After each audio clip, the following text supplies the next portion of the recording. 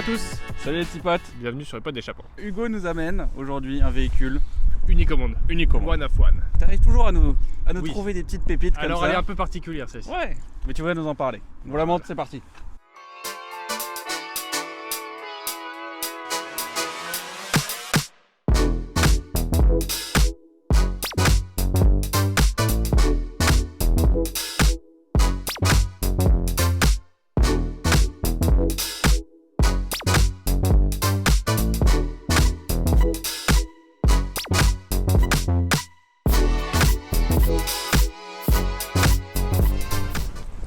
Sunbeam Superminx 1725. Unique au monde. Tu sais pourquoi? Non? Si, je te l'ai expliqué. Oui. Fais pas le mytho. En fait, la base, c'est une Hillman. Je sais pas si tu connais cette marque. Elle s'est arrêtée dans les débuts des années 70, je crois, des années 30 jusqu'aux années 70. Celle-ci est rebadgée à castillage Sunbeam. Voilà. Donc, elle a pas que les logos, elle a surtout la carte grise Sunbeam. Et ça, c'est unique. Je vais expliquer l'histoire. C'est un concessionnaire canadien qui a demandé à Hillman de la produire en Sunbeam parce que lui était concessionnaire Sunbeam. Et c'était sa voiture d'assistance en fait. Parce que lui courait souvent sur circuit avec ses Sunbeam d'ailleurs. Et il avait besoin d'une voiture d'assistance break pour pouvoir mettre tout son matos à l'intérieur. Et donc elle a été rebadgée Sunbeam. Il en a fait deux à l'époque, il n'y en a plus qu'une de recensée, c'est celle-ci. Hillman, c'est une marque anglaise qui était distribuée par le groupe Roots. Le groupe Roots avait 6 marques dont Hillman et Sunbeam. Donc c'était pour ça que c'était d'ailleurs assez simple de faire à l'époque le changement de marque pour ce modèle-là. L'origine en fait c'est une voiture canadienne mais d'une marque anglaise. Et toutes les Hillman étaient en propulsion, donc celle-ci est propulsion. Alors c'est pas pour autant qu'on va faire des petits travers. Hein. C'est un moteur 1725, 1725 cm3. Ah, quand même. Ouais, donc c'est quand même une cylindrée qui est déjà assez importante en carburation, mais tout ça je vous montrerai quand on regardera le moteur.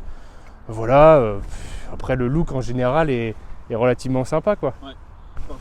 Viens avec moi. Cette voiture a eu plusieurs vies. Ça, c'est un collier de chien de base. Voilà, parce qu'en fait l'accroche capot ne fonctionne plus. Voilà, ça a son taille. Sur les pods d'échappement, on a l'habitude de présenter des voitures quasiment en état concours, c'est-à-dire impeccable à tous les niveaux. Celle-ci est impeccable à beaucoup de niveaux, mais pas forcément à tous les niveaux. Non, elle est dans son jus, donc on voit qu'effectivement la baie moteur n'est pas toute pimpante.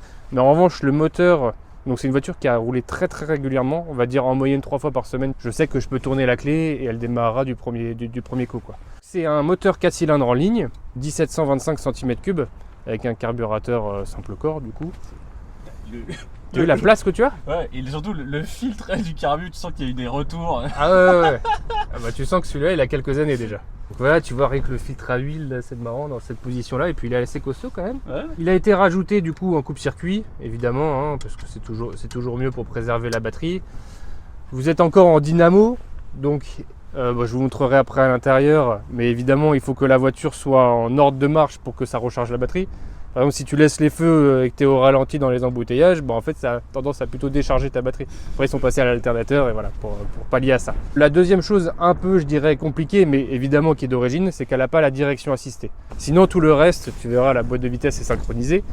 Donc le passage de vitesse est super sympa à faire, et puis le gros volant et tout, enfin c'est sympa. Bon, tu vas montrer l'avant mais l'arrière. Petit rappel, groupe Roots 1725 pour la cylindrée. Et l'arrière aussi, un petit détail qui est sympa. Donc ouverture en deux parties, on pouvait rouler, tu vois, mais rien que ça, tu vois. Je trouve que c'est une qualité anglaise qui se fait plus forcément maintenant.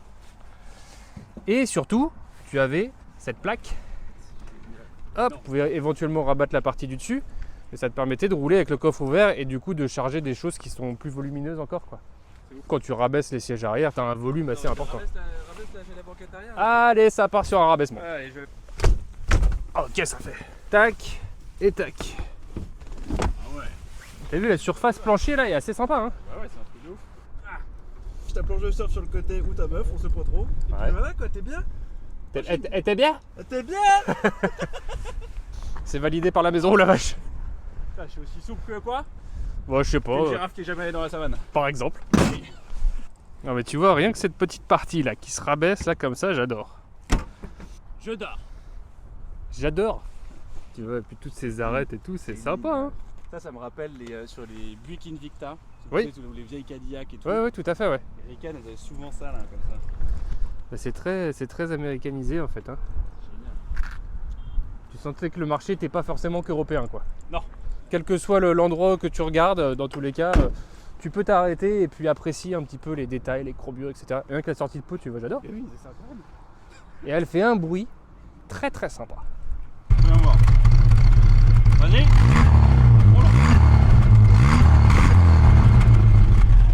Mais tu vois, ça ronronne, par hein. exemple, les A45 AMG de nos jours. Non, C'est que ça fait un joli bruit et à l'avant et à l'arrière. Ah, Et sympathique. aussi, tu as l'impression d'être un peu dans un V8 là-bas. Ah oui, je vois. C'est que quand tu accélères, tu as toute la caisse qui bouge un petit peu. Alors, pas autant qu'une américaine, mais c'est pas mal. Ah ouais, mais je la sens vibrer. Alors, on voit pas trop la caméra, mais ça fait mais tu plaisir. sens qu'il y a du couple, quoi. Voilà. Il y a quelque chose. Il y a un truc qui se passe, quoi. Voilà, tout fait. Bienvenue dans une voiture unique. Alors, le contact est ici. Le ventilateur intérieur, les feux extérieurs, le choc. Starter. en fait. Ouais. Bon, ça c'est pour gérer tout ce qui est ventilation. Ça a été rajouté. Plein feu, la ventilation, longue portée qu'il n'y a plus. Ensuite, compteur en miles évidemment. Vous verrez que l'aiguille est très très précise. L'aiguille de l'essence. Et ici, bon, je vous montrerai l'ampèremètre, la pression d'huile, la température d'eau. Voilà. Un petit rangement qui fait toujours plaisir. Intérieur bois, c'est soigné, c'est anglais, ça fait plaisir. Ah, ça c'est sûr. Allez, viens là. J'arrive. Clic. Contact. Clic, clic, clic, clic, clic, clic, clic. Le quart. Ça c'est beau ça. Pour une caisse de 67, franchement, c'est de très beau. 66, c'est pas mal. Ouais, pour lui, tout. Frein à main à gauche, qui fonctionne à la perfection. Boîte 4 vitesses plus marche arrière, Très bien. emmentièrement synchronisée. Attends, ça c'est beau. Ouais, Emmène-moi en c'est- balade. C'est vraiment la direction, tu vois que Ah oui, bien sûr. elle n'est pas du tout assistée et ça manque un petit peu de temps en temps. Mais Ok. bon, on va pas se plaindre. Ah, c'est certain. Puis ce gros volant bakélite et tout, c'est beau. top quoi. Moi je suis bien, tu vois. Ouais, j'adore. Là, il y a des voitures où tu te sens en confiance dès le début, bah, c'est le cas de celle-ci, tu vois. Précision extrême, Ah, ça c'est beau ça. c'est très anglais, tu vois. Bon, déjà, il y a une surface vitrée qui est hyper importante. Et de par le fait que ça soit une ancienne, évidemment, parce qu'avec toutes les normes Ouais. actuelles, les voitures ont des surfaces vitrées qui sont évidemment beaucoup plus restreintes. Et tu sais ce que ça me rappelle?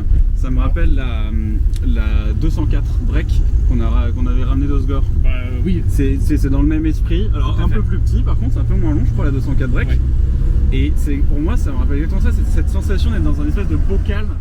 et tu vois là, tu as deux antennes, là, les deux rétroviseurs extérieurs. Généralement, évidemment, ils sont au niveau des portes avant.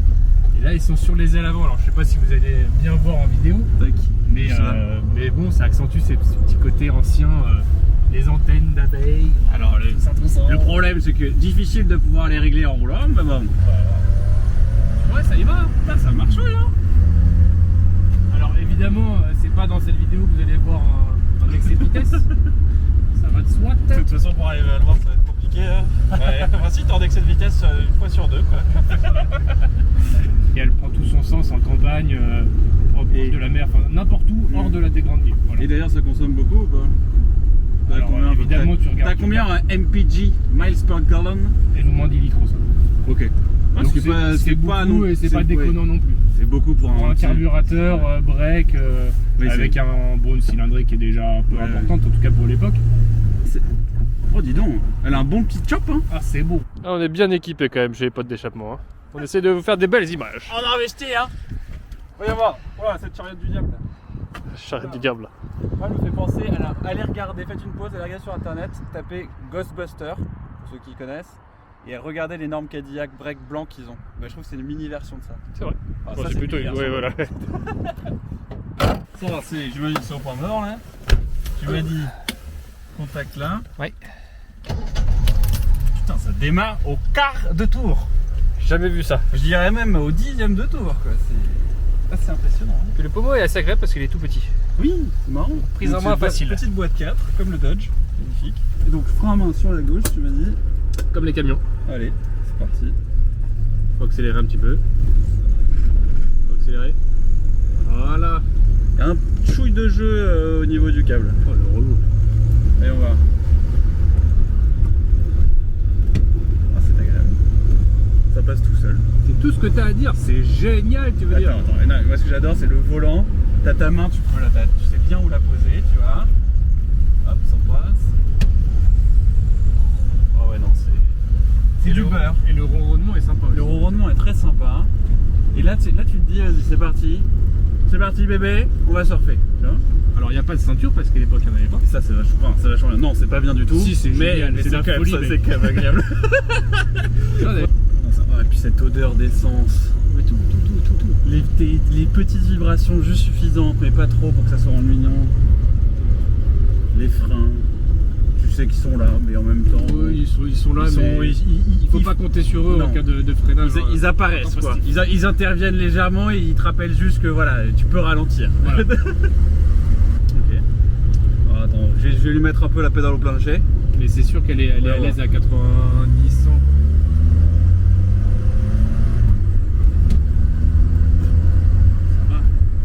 Alors les freins, voyons voir. Non.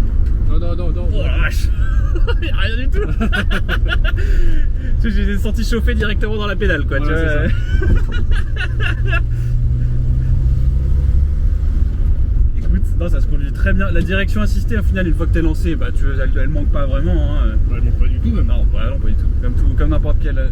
Tu sens que même au niveau du volant, c'est pas forcément précis à 100%. Tu te mets tout droit, tu tournes le volant à gauche, à droite, il n'y a pas grand chose qui se passe. Oui, quoi. bah, c'est. Effectivement. Ah, remarque, tu me diras, c'est quand même plus direct que la Jeep ou le Dodge, tu vois. Alors, mais bon, c'est tous les comment ça s'appelle. Dodge d'ailleurs qu'on a essayé. Bah oui, ça, Dodge WC51 qui a fait le débarquement. Enfin bref, c'est pas le sujet d'aujourd'hui. Mais tu sens effectivement qu'il y a tous les cylinder blocks de direction, etc. qui font que c'est pas aussi direct qu'une GT3 RS quoi. Mais bon, est-ce qu'on lui demande? Non. L'avantage c'est que du coup ça absorbe vachement les aspérités de la route au niveau de la direction. Donc, Attends, je t'arrête. En plus, les cylinder blocks ont été changés. Mais c'est peut-être pour ça que. Alors pour le coup, tu sens qu'il y a un petit peu de latence. Mais le volant n'est pas non plus libre, tu vois. Quel mytho. Et quel mytho ce gars. J'ai juste arrêté la 460 parce que sinon je vais me retrouver avec des rushs de 20 gigas là. Alors. Ça c'est ton temps. Ouais, bah ça. Et quand on ouvre la porte, la petite lumière s'allume. Quel plaisir. Putain, c'est beau. Ouais, la petite veilleuse. J'aime bien. Et on en a pas parlé. Mais les petites écopes là, tu vois. Petite custode avant. Les petites custodes, merci, les petites custodes avant. Et ça, c'est fait pour quoi? Je dirais pour la cigarette. Exactement. Évacuation d'ailleurs, il y a un beau cendrier. Et vous avez, et là, slash. D'ailleurs, il reste un petit peu de cendre. Et vous avez même les cendriers à l'arrière. Ah, ça c'est beau. Et le gros avantage, c'est que gage de qualité. Bah effectivement, tu roules, tu fermes ta fenêtre dans un endroit où tu prends tout dans la gueule, tu laisses passer la clope juste là, tout qui est aspiré nickel, et quand tu sens, bam, et t'as tout qui te prend pas dans la gueule. Et pour la cigarette électronique, ça, tu t'en branles. Pardon, tu t'en fiches. à l'époque, il y avait. Moi j'arrive, j'ai coupé hier. Oui, Ah, tout de suite. Ok. Continuez à. Ah oui, tu racontes des conneries après. À me donner ton ressenti. J'ai quand même continué à raconter des conneries. Alors. Ah oui. Qu'est-ce que je peux vous dire? Première synchronisée. Déjà, ce que j'adore, c'est que t'as pas de ressort de rappel. Ah bah non.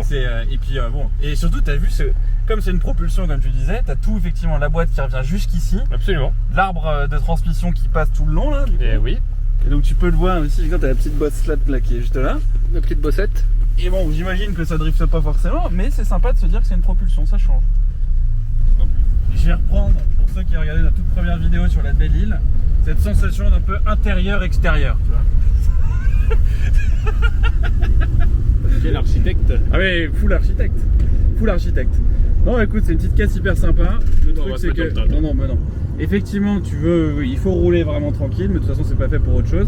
Mais je me verrais bien l'utiliser effectivement comme petit utilitaire, tu vois, de bord de piste, pour aller ramener des moteurs supplémentaires quand t'as éclaté suite, t'as mini, t'as allé rouler un peu trop fort. À l'époque, déjà, maintenant, t'as la classe. À l'époque, ça devait être vraiment incroyable. T'avais ton break Sunbeam unique au monde, avec sûrement, elle devait sûrement tracter la caisse de circuit. Ouais. Sunbeam aussi. Franchement, le combo était assez sympa. Non, écoute, c'est une petite caisse hyper sympa. Après, effectivement, je connais pas du tout, j'ai jamais conduit d'autres un peu similaires en dehors de la 204. La 204, moi, elle m'avait conquise de 1 parce que c'est une française et surtout parce que t'as le passage de vitesse au volant qui était vraiment hyper sympa. Mais celle-là, de par ses volumes, en fait, je la trouve juste incroyable. Tu te dis, ok, là, c'est vraiment le petit utilitaire, tu peux y aller. Et c'est toujours pareil, toutes ces caisses de ces générations-là. À chaque fois que tu montes dedans, les premiers tours de roue, t'as l'impression que le monde s'arrête, tes problèmes s'arrêtent, tu penses plus à rien d'autre. Et c'est hyper agréable. Et c'est juste, tu voyages dans le temps, ça te rappelle une époque qu'on n'a pas forcément connue, mais qu'on aurait, je pense, adoré connaître. Une époque un peu plus insouciante, hein. Tout à fait. Et voilà, et je vais arrêter de faire le philosophe à deux balles. C'est bizarre. Et j'ai arrêté de faire le philosophe à 2 balles. Mais c'est non, c'est une petite caisse très chouette, j'aime beaucoup. Et un autre truc qui est marrant aussi, c'est que tu vois ce qui change vachement dans les bagnoles de ces générations qu'on a pu conduire, c'est tu vois l'accélérateur, hop, qui au lieu d'être une pédale comme l'embrayage et les freins, et bah part du plancher. Et ça, je trouve c'est un petit détail sympa aussi que je viens de remarquer et que j'aime bien. Voilà, c'est parfait, C'est tout ça. pour moi. Ça fait très plaisir. Quel look! En fait, tu vois, ça fait un peu le look de break de chasse, mais aussi un peu corbillard. Bon, là, je Oui, ne c'est pas, vrai. mais... C'est pommeau de douche là, mais c'est ça que je veux dire. Pommeau de douche. Tous ces chromes qui courent de partout. Donc tu vois, rien que là pour ouvrir ta porte, là, ce petit détail, c'est quand même assez sympa. Hein. Ouais, Là, ils sont vraiment dans la finition, les Anglais. c'est rétro sur les ailes. Oh là là. Ah, c'est la folie. C'est la folie. Non, elle est trop mignonne. Elle est vraiment trop mignonne.